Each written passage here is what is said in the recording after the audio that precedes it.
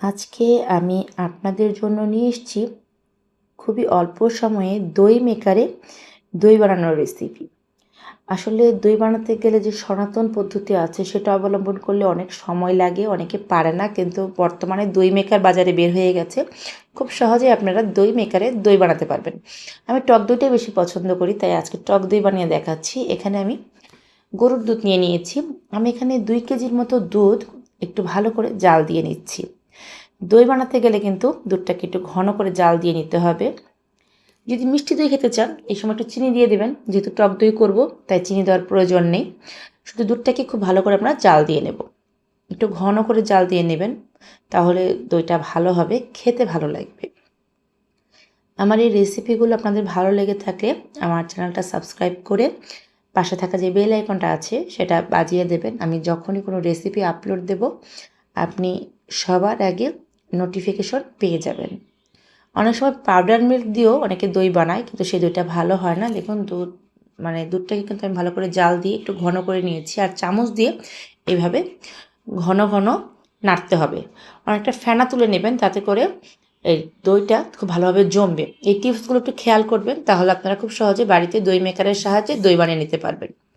দুধটা একটু ঠান্ডা হয়ে আসলে আমি এখন ঠান্ডা করে নিচ্ছি, এভাবে চামচ দিয়ে চুলার আঁচটা বন্ধ করে দিয়েছি।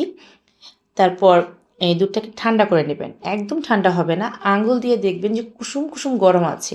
তখন দইয়ের বীজ, অর্থাৎ আগের থেকে যে দই বাজারে কিনতে পাওয়া যায় 1 চামচের মতো দই রেখে দেবেন। সেই দইটা দিয়ে এই দুধটাকে খুব ভালো করে মিক্সড করে দেবেন। আমার ভিডিওটা কেটে গেছে এই জন্য আমি দেখাতে পারিনি। আপনারা 1 চামচ টক দই অথবা মিষ্টি দই এর মধ্যে দিয়ে তারপর চামচ দিয়ে খুব ভালো করে মিক্সড করে দেবেন। চাইলে আপনারা এগ বিটার দিয়েও এটাকে খুব ভালো করে বিট করে দিতে পারেন, তাতে করে খুব ভালো করে দইয়ের বীজটা এই দুধের সাথে মিক্স হয়ে যাবে।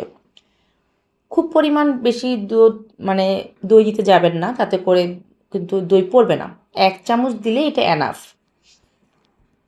দিয়ে খুব ভালো করে আমরা মিক্স করে দিচ্ছি। আর আমি আগেই বলেছি এটাকে একটু ঠান্ডা করে দুধটাকে তারপর দইয়ের বীজটা এখানে আপনারা দেবেন, তাতে করে দইটা ভালো মতো জমবে।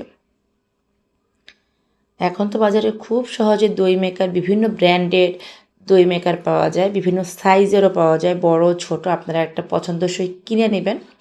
তারপর খুবই অল্প দামেই পাওয়া যায়, 5 থেকে 700 টাকার মধ্যে আপনারা দই মেকার পেয়ে যাবেন।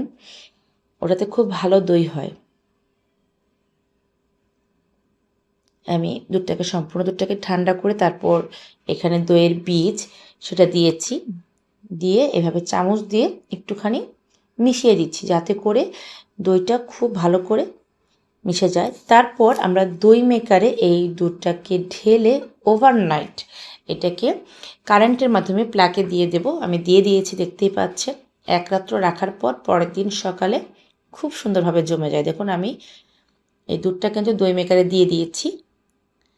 1 রাত্র রাখলে পরে খুব সুন্দর দই জমে যায় আর একদম ভালোভাবে হয়ে যায়। সবাই এটা খুব সহজে করে নিতে